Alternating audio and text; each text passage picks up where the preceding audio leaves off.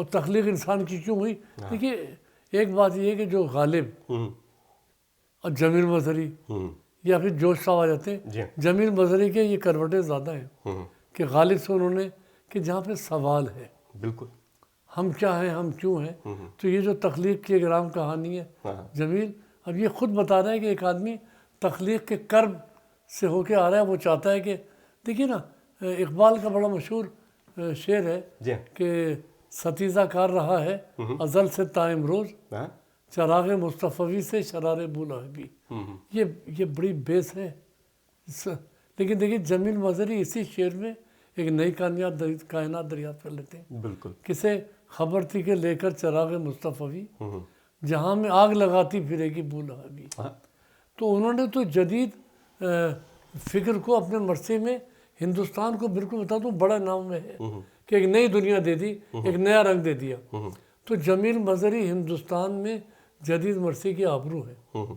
انہوں نے جدید مرثیہ لکھا تو ان سے ڈاکٹر عظیم بھی اثر قبول کر سکتے ہیں، ڈاکٹر ناصر نقوی بھی، ڈاکٹر وحید اختر بھی، کہ ایک ایسے شاعر نے جو خود اور غزل اور نظم کا بڑا شاعر ہے اور فکر کا شاعر ہے اور استفہامیہ لہجے کا شاعر ہے، جس کے مستقل ایک سوال ہے جو غالب سے لیا گیا ہے. تو ہندوستان میں جدید مرثیے کے فروغ میں جمیل مظہری نہیں ہے بلکہ ایک فکری روح ہے، ایک سمجھیے انقلابی روش ہے. جوش کے انقلاب آتا ہے باطل حکومت کے خلاف. جمیل مظہری کے یہاں بہت دبے پاؤں جو ہے ایک فکر داخل ہوتی ہے. اور بہرحال مرثیے کی ایک نئی جہت جو ہے وہ جمیل مظہری صاحب کی دین ہے، جو کہ تیسرا مصرع غیر مقید ہے. یہ بھی آپ بھی اسی انداز میں مرثیہ لکھتے ہیں. یہاں کینیڈا میں ڈاکٹر معاف کیجیے گا اختر آصف زیدی صاحب بھی یہی انداز اختیار کرتے ہیں. تو ہر دور مرثیے کو ایک نئی جہت دیتا ہے اور اس میں تھوڑی بہت جو ہے وہ ایڈیشنل چیزیں آتی رہتی ہیں، اور وہی جمیل مظہری صاحب نے بھی کیا. اس کے ساتھ ساتھ میں اگر کہوں تو خاندان اجتہاد، ان کو نہیں بھول سکتے. میں نے ابھی آپ سے عرض کر دیا نا کہ اتنے ہیں. اب دیکھیے خاندان اجتہاد کی اس وقت بہت ترقی یافتہ، بہت مضبوط، بہت جاندار نام ساحر لکھنوی کا ہے، بالکل، جو کراچی میں، کوئی شبہ نہیں. خاندان اچھا یاد دلایا آپ نے. خانوادہ اجتہاد کے مرثیوں کو، ان کی بڑی بھاری بھرکم کتاب ہے ساحر لکھنوی صاحب کی. وہ تو پاکستان میں، لیکن وہاں سے جو خزانے تھے مہدی حسین ماہر صاحب، تمام لوگ، دیکھیے وہ بہت سارے پہلو آ رہے ہیں. اب جیسے ساحر صاحب نے اپنایا. اچھا پھر ایک بات اور بھی دیکھیے، ساحر صاحب جا کے مرثیہ انہوں نے سنایا ہندوستان میں. نسیم اوریس صاحب مرثیہ پڑھنے گئے. میں طالب علموں میں خود نوجوانوں میں نے جا کے میں نے تو اصغر صاحب انیس کے گھر میں مرثیہ پڑھا بیٹھ کے. خدا نیر مسعود صاحب نے اہتمام کیا تھا. خدا کا شکر مکان انیس دیکھ لیا، ایک میں نے قطعہ پڑھا تھا. سخن میں لطف زبان انیس دیکھ لیا، کیا سمٹ کے آ گئی نظروں میں کائنات سخن، خدا کا شکر مکان انیس دیکھ لیا. تو دیکھیے مکان انیس دیکھ کر طبیعت محمز ہوتی ہے کہ یہاں اتنا بڑا تخلیق کار پیدا ہوا. تو آپ نے اچھا یاد دلایا. تو اس کا مطلب یہ کہ خاندان انیس، خاندان دبیر، خاندان اجتہاد، کچھ خاندان شہیم روی، اور اسی کے اندر سے جدید آوازیں اور خاندان عشق، ادب، مہذب، مؤدب، یہ سارے لوگ وہاں پہ موجود ہیں. انہی میں دیکھیے جدید آہٹیں ہیں جس میں زیادہ فائدہ خاندان شہیم کے نسیم اوریس صاحب نے ہندوستان میں. ساز حریت نسیم اوریس صاحب کا نام اس لیے آئے گا، آپ کیسے نظر انداز کریں گے؟ تقسیم سے پہلے کے مرثیہ نگار، لیکن اس کے اثرات بعد میں وہاں موجود ہیں. عظیم اوروی نسیم اوریس صاحب کے شاگرد ہیں. بالکل، انہوں نے کہا ہے کہ میں ان کا شاگرد ہوں. تصویر بھی ہے، میں نے دیکھی ہے. جی جی. تو عرض کرنے کا مطلب پھر نسیم کی فکر وہاں پر آئی. تو ان تمام مطلب ہے کہ بڑے اساتذہ جو آپ نے نام لیے کلاسیکی اور پھر جدید روش کے لوگ، بالکل ان کے اثرات آئے. تو ہندوستان میں ایک بڑا اچھا وہ بنا. پھر یہاں کے لوگ جو میں بار بار کہہ رہا ہوں آل رضا کے ساتھ وہاں پہنچے. جوش کی آواز تو بڑی آواز تھی. اچھا جوش صاحب تو پارٹیشن کے بعد کافی عرصے تک وہاں رہے. تو انہیں مقامی طور پہ وہاں مرثیہ پڑھنے کے موقع ملے کہ انہوں نے کہیں نہ کہیں جوش صاحب سے گزارش کی جاتی تھی وہ ایک ہی مرثیہ حسین الانقلاب یا آواز حق پڑھ دیتے تھے. پاکستان میں بھی جب وہ آئے ہیں تو سکندر مرزا کے گھر پر انہوں نے یہ مرثیہ پڑھا حسین الانقلاب. یاد و مراد میں ذکر ہے اس کا. تو ہندوستان کے 47 کے بعد کے مرثیے پہ ان مرثیہ نگاروں کے اثرات ہیں، بڑے مرثیہ نگاروں کے جنہوں نے یہاں مرثیے پڑھے. دیکھیے میں تو ایک چھوٹا لکھنے والا ہوں، लेकिन अभी 3 बरस पहले मैं अमरोहा गया तो मैंने अमरोहा में 7-8 जगह मरसिया पढ़े। मैं जब 80 में गया तो मैं लखनऊ में मरसिया पढ़ा, डॉक्टर नैयर मसूद ने एहतमाम किया था। फिर ये कि एक बात और भी असगर साहब जो आपकी शख्सियत से करीब आ जाती है, लखनऊ में और हिंदुस्तान में तैतुल मरसिया, बिल्कुल तो बस में मरसिया खाने में शायद हैदर नवाब वगैरह है, वो लोग पढ़ते हैं। ये लोग अगरचे कदीम रिवायत को लिए हुए हैं और हमारे हिंदुस्तान में पयाम आज़मी साहब का नाम है। बिल्कुल।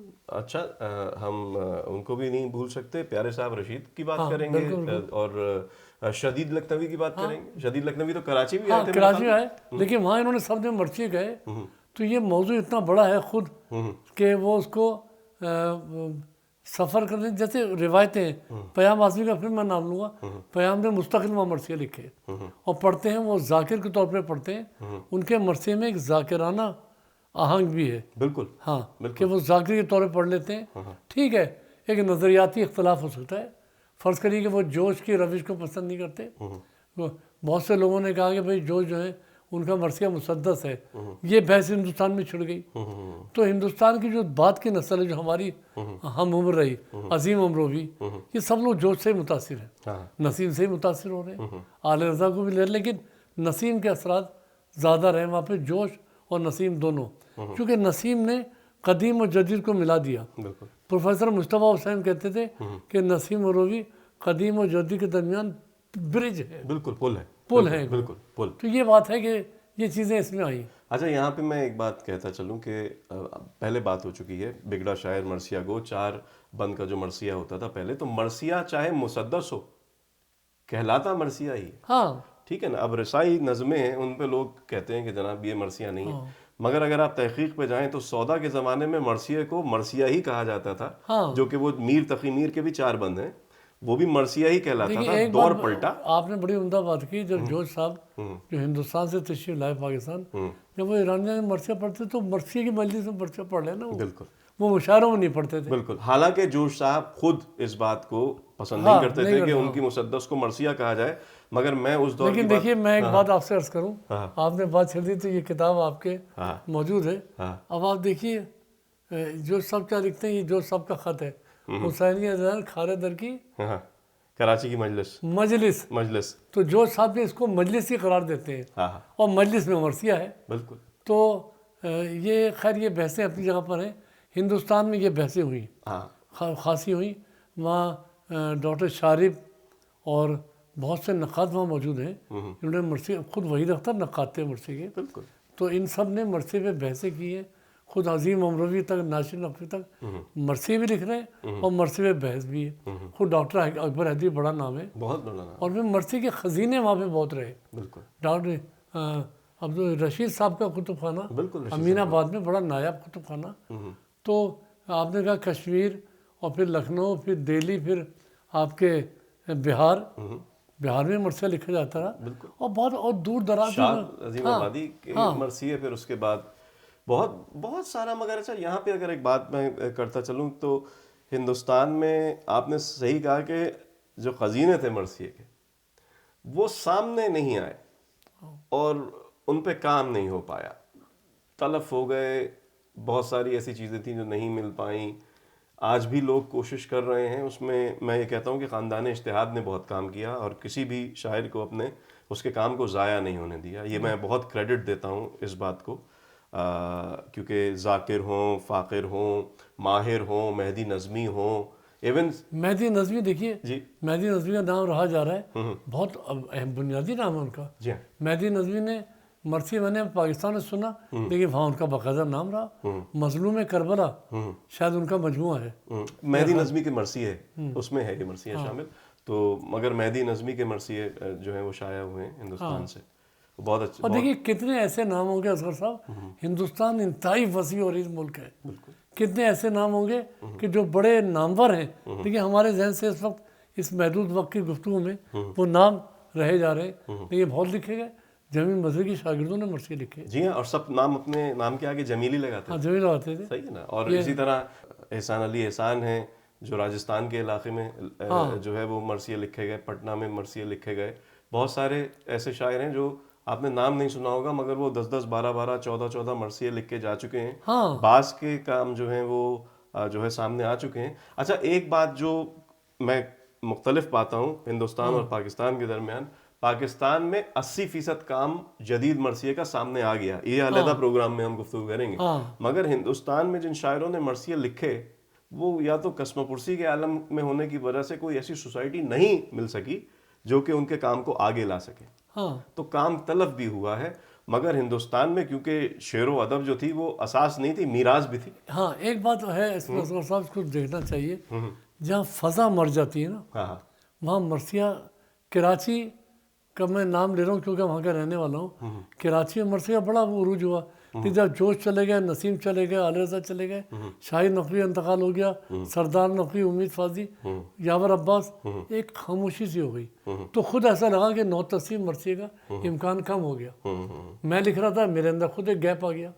تو ہندوستان میں تو بہت بڑا خلا آیا, اتنے بڑے پیمانے پہ ہجرت ہو گئی, وہ تمام پھر زبان کا مسئلہ آ گیا, اور ہندی رسم الخط اور چیزیں, نئی نسل فرض کے اردو جانتی نہیں ہے, لیکن ان چیزوں کے اثرات بھی مرثیے پر آئے.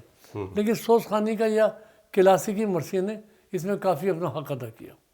بالکل حق ادا کیا, اور ابھی تک کے جو ہے وہ حق ادا ہو رہا ہے.